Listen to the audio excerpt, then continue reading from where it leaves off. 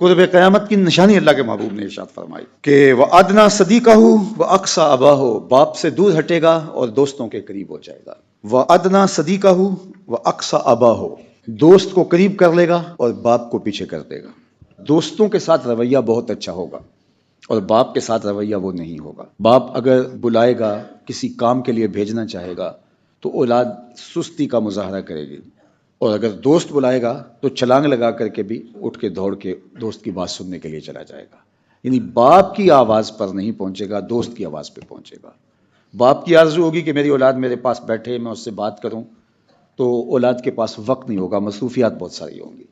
لیکن دوستوں کے لیے روزانہ وقت نکالے گا، دوستوں کے ساتھ گھومنے کے لیے بھی جائے گا، چائے پینے بھی جائے گا، کھانا کھانے بھی جائے گا، ٹرپ پہ بھی جائے گا، دوستوں کے ساتھ فون پہ بھی باتیں ہوں گی، سب کچھ ہوگا، لیکن باپ کے لیے وقت نہیں ہوگا۔ حالانکہ اگر یہ سب کچھ باپ کے ساتھ کیا ہوتا تو جو دعائیں یہاں سے ملتی وہ آپ کو وہاں سے نہیں مل سکتی۔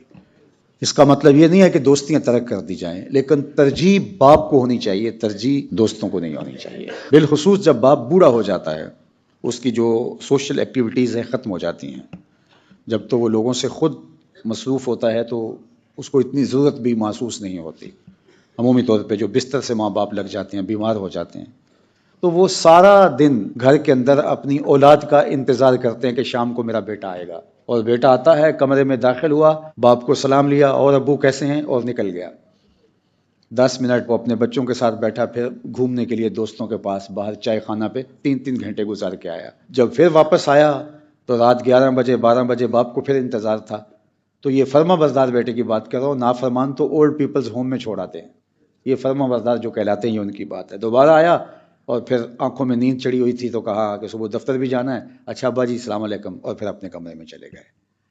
24 گھنٹے کے انتظار کے بعد 2 مرتبہ ملا، السلام علیکم، اچھا ابا جی السلام علیکم۔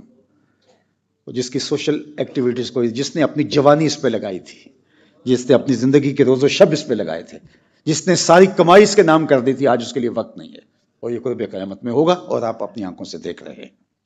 یہ کسی بوڑھے سے پوچھیے جو بستر سے لگا ہوا ہے اور اس کے 4 بیٹے ہیں، 5 بیٹے ہیں، 6 بیٹے ہیں، کوئی بھی اس کو وقت دینے کے لیے تیار نہیں ہے۔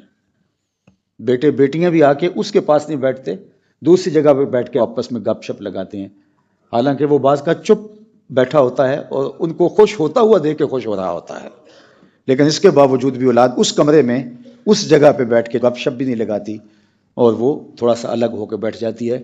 اصل جب وہ اس عمر کو پہنچے گی تو اس کو پتہ چلے گا کہ اولاد کی کس قدر ضرورت ہوتی ہے ماں باپ کو۔ وہ پاس خالی بیٹھے رہے ہوں، ماں اور باپ تو صرف چہرہ اولاد کا تکتے رہے تو ان کے اندر سکون اترتا رہتا ہے۔